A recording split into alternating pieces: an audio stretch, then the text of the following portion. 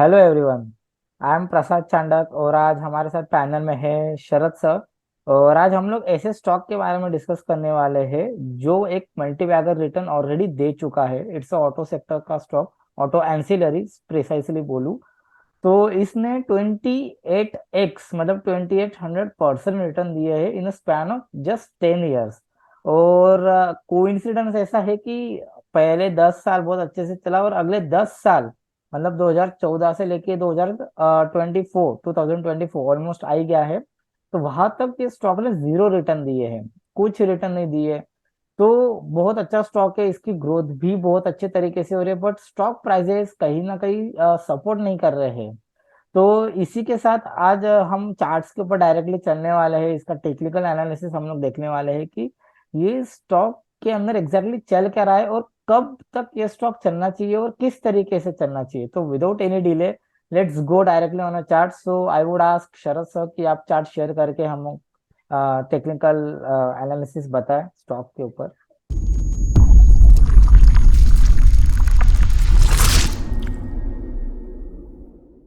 Thank you प्रसाद। तो सीधा चलते हैं स्टॉक्स।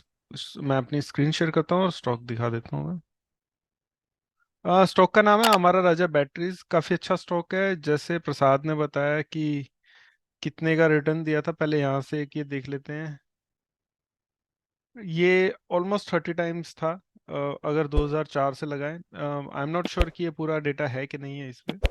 दूसरा, अगर यहाँ से देखें 2009 से, तो 80 टाइम्स, अराउंड 80 टाइम्स रिटर्न दिया है इसने 7-8 साल के अंदर। मतलब बहुत ज़्यादा होता है, इसीलिए ये इतना बड़ा टाइम वाइज करेक्शन चल रहा है। प्राइस वाइज इतना नहीं बोलेंगे क्योंकि प्राइस थोड़ा बहुत नीचे आया, ज़्यादा नीचे 2020 में आया था, लेकिन टाइम वाइज तो जरूर बोलेंगे। तो काफ़ी परेशान है लोग इसमें। हम खैर इतनी लंबी बात नहीं कर रहे हैं, जस्ट एक उसका गौरवशाली इतिहास दिखाने के लिए मैंने आपको बताया था वो। हम चलते हैं बिल्कुल। इसके वीकली के चार्ट पे। तो एक बार मैं इसको ऑटो कर लेता हूँ जी।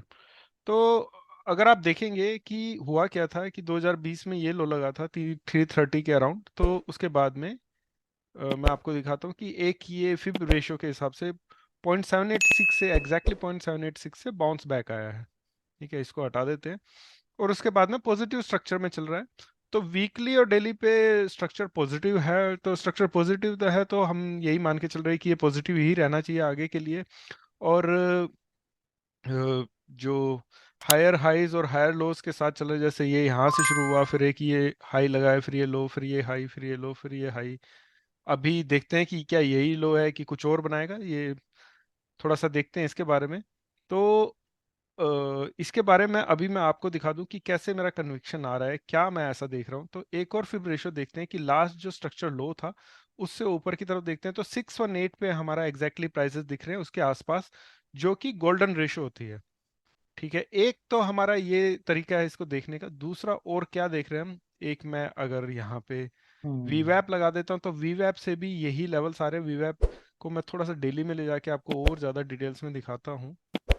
तो आप देखेंगे कि लगभग सारी चीजें मैच हो रही है वीवैप से भी, और वीवैप से भी अच्छा एक हमें लेवल मिल रहा है करेक्ट।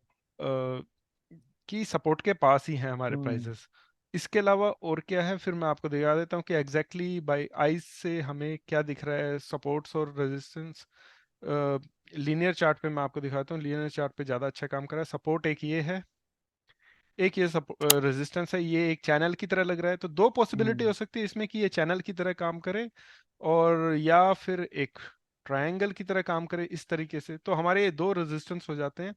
पहला रेजिस्टेंस R1 ये है, रेजिस्टेंस R2 ये है।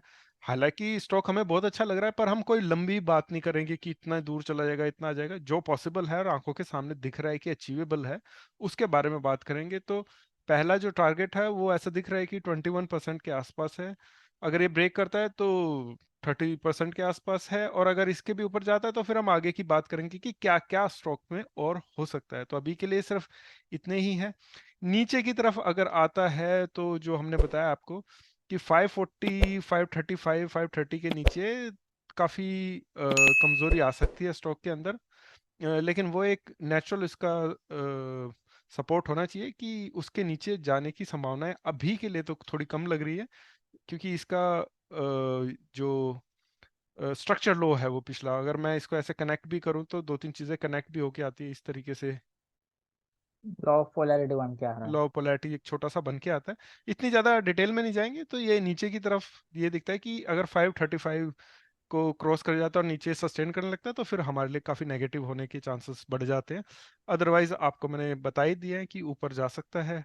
20% का जो लेवल आ रहा है वो तकरीबन 720 के आसपास है। और उसके ऊपर R2 जो हमारा दिख रहा है, जो सेकंड टारगेट है, दैट इज कमिंग अराउंड 780। तो हम्म। ये एक छोटा सा क्रिस्प सा एनालिसिस था हमारा। मैं यहीं पे खत्म करता हूँ।